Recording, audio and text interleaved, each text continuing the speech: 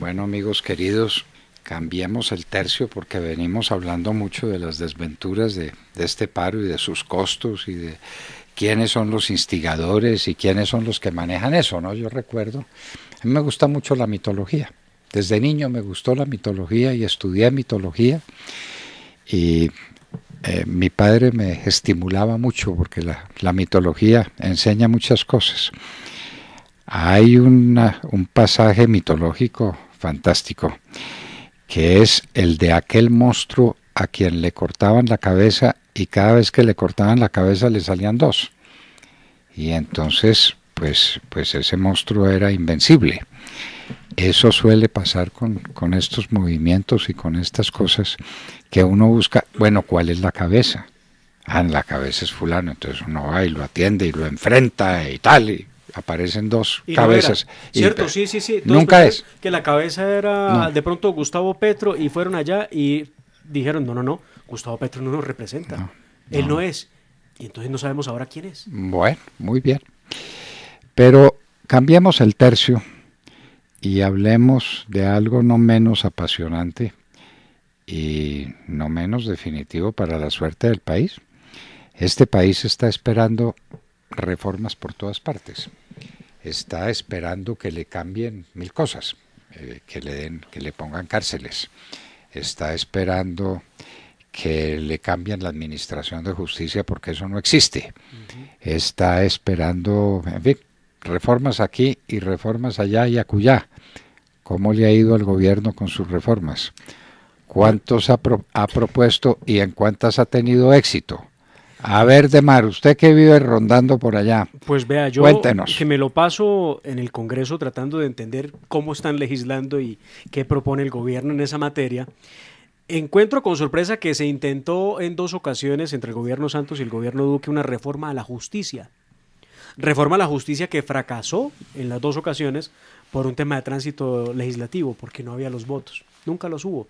Reforma a la justicia que no arrancó nunca. Y que no era reforma Y de que no era nada. reforma a la justicia. No era de Sí, nada. señor. Claro, ¿qué traía sustancialmente esa reforma? Insisten con lo mismo, además ya existe la figura, ya existe. Que acabar definitivamente con el Consejo Superior de la Judicatura, que ya está desde el 2015 está dividido en la administrativa y en la judicial, eso ya está.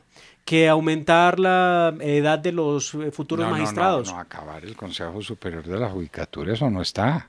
De ahí siguen brotando las listas de candidatos a las altas cortes Sí, sí, del sí, sí, Consejo. pero el nombre porque le llamaron de dos maneras. Bueno, Sí, por sí, sí. el nombre. Pero el edificio sigue ahí, vea, igual. y las funciones, Igual, la igual, misma igual. función, todo Igual. igualito.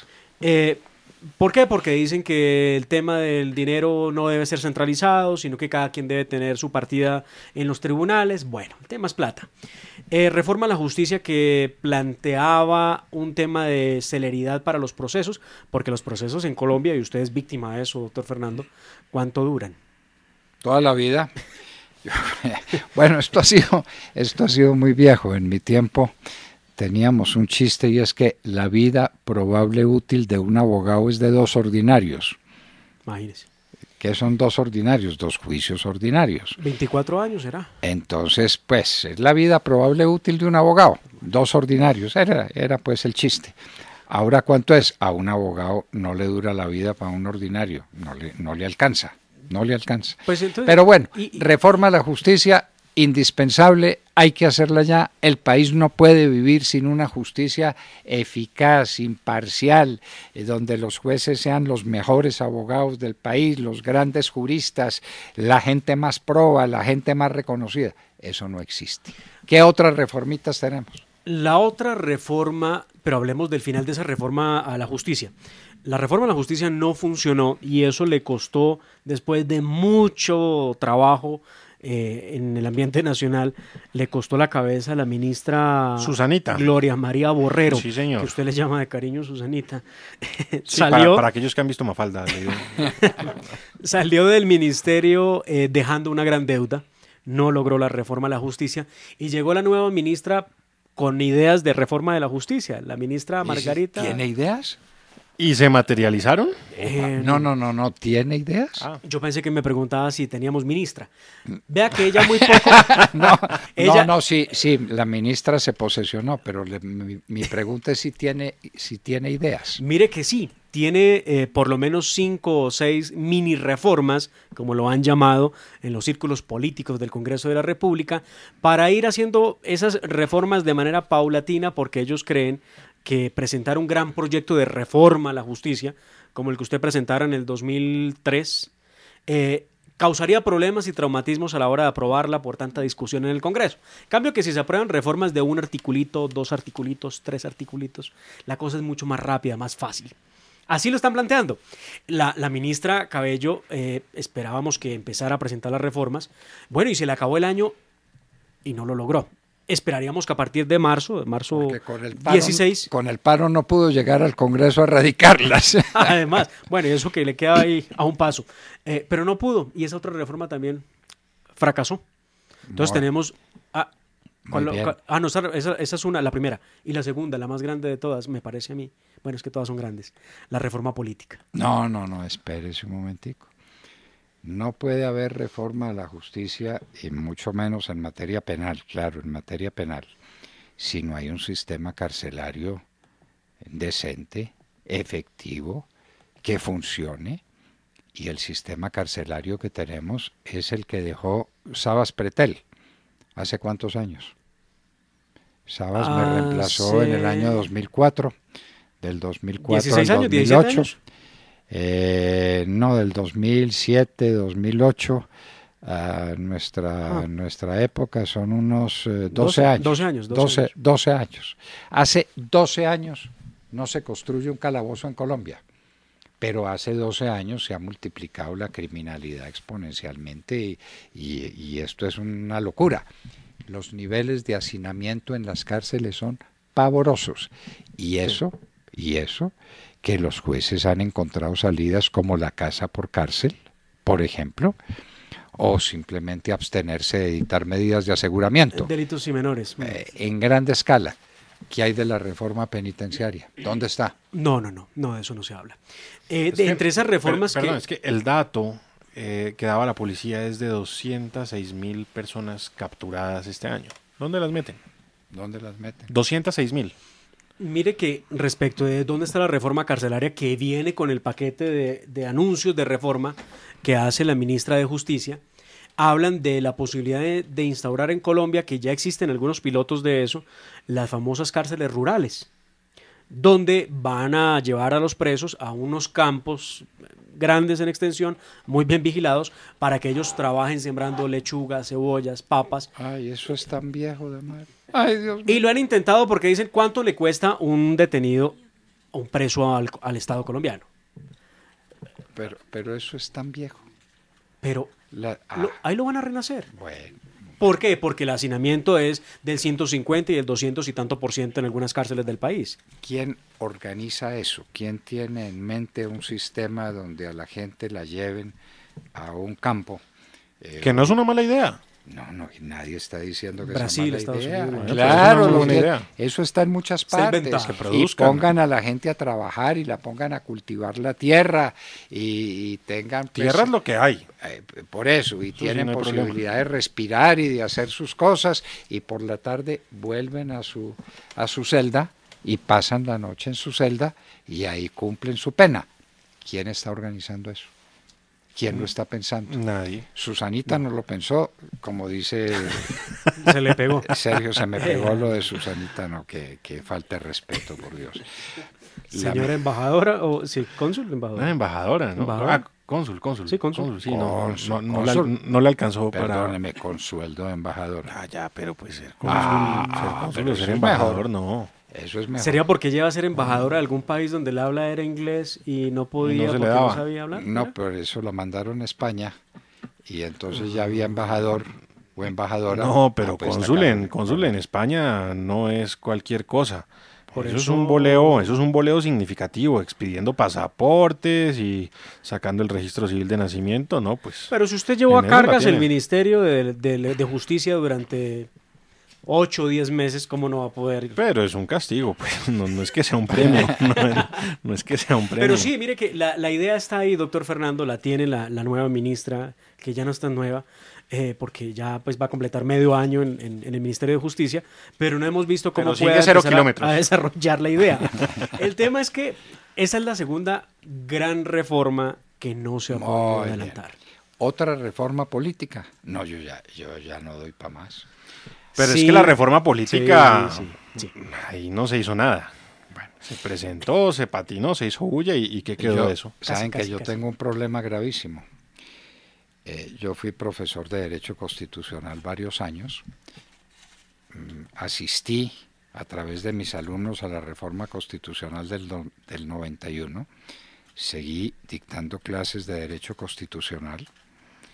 Un día decían que yo era el mejor profesor de la facultad, lo decían los alumnos, yo no me estoy inventando, ni que había un estudio, una encuesta, donde cada alumno votaba por quiénes eran los mejores profesores, y resultaba siempre que éramos 1 y 2, 2 y 1, Bernardo Gaitán Maecha y yo, honor para mí. Y un día el doctor Gustavo Zafra me echó echado, como si fuera pues la muchacha del servicio de él. Y dije yo, ¿y por qué me estará echando? Y entonces es que él fue constituyente, sí. Un perfecto mediocre, que es el doctor, que es el doctor Zafra. Yo no sé qué está haciendo ahora, ese hombre se me perdió, y por fortuna pues no me lo tropiezo por ahí. Y entonces era constituyente, y como yo criticaba la Constitución del 91, me echó por criticar la Constitución del 91. El libre ejercicio de la cátedra. Pero todo va a este cuento. Yo pues conocía mi Constitución hasta donde se podía, eso había reformas, pero ahí va. Y como a mí no me gustan ni las leyes en argollas, que se acuerda pues que había, Legis sacó una cosa de leyes argolladas, y entonces uno metía papeles. Claro, y le llegaban las actualizaciones, sí. Entonces usted tenía que abrir las argollas, sacar la página que ya no estaba vigente, reemplazar. Bueno, hoy en día existe internet. A mí me encanta. Yo no aprendí a manejar eso, y entonces le metieron internet, pero yo insisto en mi texto, en mi librito de Jorge Ortega Torres y tal. Y entonces cada vez yo mandaba a comprar la Constitución, y cada vez me llegaba más gruesa, y yo empezaba a mirar, y esto es nuevo, y esto es de dónde. Tenemos artículos constitucionales que miden como página y media, sí, o 2 páginas. 13 títulos, 280 artículos y 56 modificaciones constitucionales. Entreténgase. No, por eso. Pero la tercera constitución más larga del mundo. Pero la más larga era la del Brasil, en su tiempo. La de India es una de las más largas al lado de la de Colombia. La del Brasil es una locura, y entonces la de Colombia. Pero ya me derrotaron de mar. No me diga que me van a meter una reforma política más, porque es que ya no doy, es que ya no soy capaz de saber ni qué estuvo vigente, ni qué está vigente, ni qué van a poner vigente. Y además leo y tampoco entiendo, porque como redactan la Constitución, es que yo estaba acostumbrado, mal acostumbrado, a que las leyes de Colombia las dictaban don Andrés Bello cuando modificaba el Código Civil, y entonces después teníamos la redacción de la Constitución en manos de don Miguel Antonio Caro, y entonces me fregaron porque a partir de ahí, hágame el favor, uno de Miguel Antonio Caro a Musa Besaile, no, es que eso es muy duro. Es que eso es muy duro. Y al Ñoño y a toda esta gente, pues y a Roy Barreras, los veterinarios reemplazando. No, ese es acupunturista. A Miguel. Médico acupunturista. Por eso, y escribe textos constitucionales. Y uno dice, bueno, ¿esto cómo es? Pues vea ¿Hay otra reforma política? Hay una idea de reforma política que es necesaria, y lo que van a buscar a través de esa reforma política es lograr por fin ponerlos de acuerdo, o listas cerradas o listas abiertas para elecciones, que esa es fundamental. Hay una enorme división porque, a ver, un poquito de antecedente. Recuerden ustedes que Ido Santos de la presidencia el año pasado, había una crisis enorme en el partido de la U. se hablaba de una crisis muy grande en el partido Cambio Radical porque Germán Vargas Lleras pues había hecho su ejercicio político y le había ido supremamente mal. Partido de la U que prácticamente ya no existe, ¿no? Partido de la U que empezó a hacerle coquitos a Cambio Radical y a decir, oiga, ¿por qué no nos juntamos y hacemos una gran fuerza que represente el poder de la paz? Esa era como la idea, que es la que mantiene todavía el senador Roy Barreras cuando habla de la paz, porque él sigue siendo el senador de la paz. Entonces eso no prosperó, pero además de ahí iban haciendo, iba cogiendo fuerza. Si íbamos a pensar en un régimen político que permitiera que los partidos tuvieran listas cerradas o listas abiertas a las elecciones, y ese es uno de los temas sustanciales.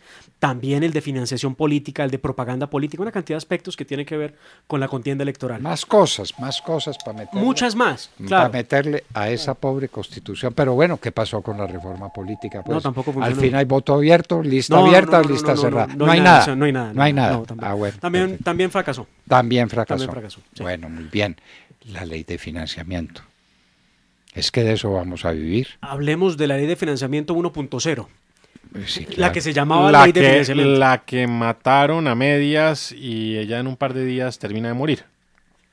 Sí, la que tiene al 31. Al 31, porque ya ahora el primero ya hasta ahí llegó. Veremos qué va a pasar. Bueno. Dándole un espacio, un respiro, un intento al gobierno para que pudiera mantener con la cosa más absurda que uno puede conocer en la vida. Las cosas son porque no son. Es que esta asamblea, esta Corte Constitucional, yo recuerdo tanto, hombre, un libro que leí en mi juventud de don Ramón del Valle Inclán que se llamaba La Corte de los Milagros.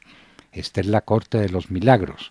Explíquenme cómo una cosa puede ser constitucional, pero se vuelve inconstitucional un día a una determinada hora. El 31 por la noche se vuelve inconstitucional la ley que es constitucional hasta ese día. Es inexplicable que hoy estemos regidos por una ley inconstitucional certificada como tal, claro, pero que sigamos regidos por ella, que sigue vigente. Por arte de magia. Son las licencias que se da la Corte Constitucional porque recordemos, desde el punto de vista de derecho, doctor Fernando, constitucional, analizando el fenómeno de fast track, a la Corte cuando se cometieron todo tipo de irregularidades tramitando las normas para el acuerdo con las FARC, nunca dijo nada. Le pareció que eso estaba bien. Ese cuento de la sustitución constitucional lo superaron de lejos, no existía eso, y le dijeron sí a todo. Y a esta ley de financiamiento le hallaron todos los errores posibles y pusieron al gobierno a confeccionar una nueva ley. Esta ley tenía 123 artículos, el texto que presentaron de la ley de financiamiento nueva, terminó en 110 artículos y con las discusiones que hemos escuchado sobre 207 proposiciones. Bueno, y súmele a los sectores sociales que están opinando también sobre qué tiene que ir en la ley de financiamiento. Bueno. Y entonces sesiones ordinarias y sesiones extraordinarias. No, esto es el relajo más absoluto. ¿Qué otra reformita estamos esperando? Había una reforma constitucional para evitar que... Sí. No, hay muchas. Pero esta es fundamental, esta es fundamental. Una reforma constitucional que fue muy criticada en la hora de la verdad y con toda la razón, para evitar que los grupos criminales, los actores de grupos criminales, en un eventual proceso de paz, pudieran pasar sus delitos en contra de los niños, violación o muerte de niños, asesinato de niños, pudiera pasar a la jurisdicción ordinaria. De aquí en adelante. De aquí en adelante, sí. Y se hundió esa reforma constitucional porque, hay que decirlo, los partidos de oposición decían que si se aprobaba era seguro que la Corte le pudiera dar algún alcance a esa reforma y pudiera ponerlos en efectos retroactivos, extunc. Entonces que mejor no, y la hundieron. Esa era decía el presidente Duque que era uno de sus proyectos de honor, de leyes de honor, acto legislativo de honor, que eso él lo tenía aquí y lo iba a lograr pasar. Ese fue uno de los fracasos del gobierno. No lo logró los mayores. Por ahí hay un dicho que, ¿cómo es la cosa? Que las mujeres permiten... De tanto ceder y ceder, damas dejan de ser. Damas dejan de ser. Entonces, pues aquí la Corte Constitucional dejó de ser dama hace mucho tiempo y se convirtió en una alcahueta y listo. Tenemos todavía pendiente un tema del que hay que hablar, que es el tema del glifosato. Entonces, dígame si jurídicamente hablando el glifosato produce cáncer o no. Digámoslo, se los contamos mañana y hablábamos con ustedes. Al oído.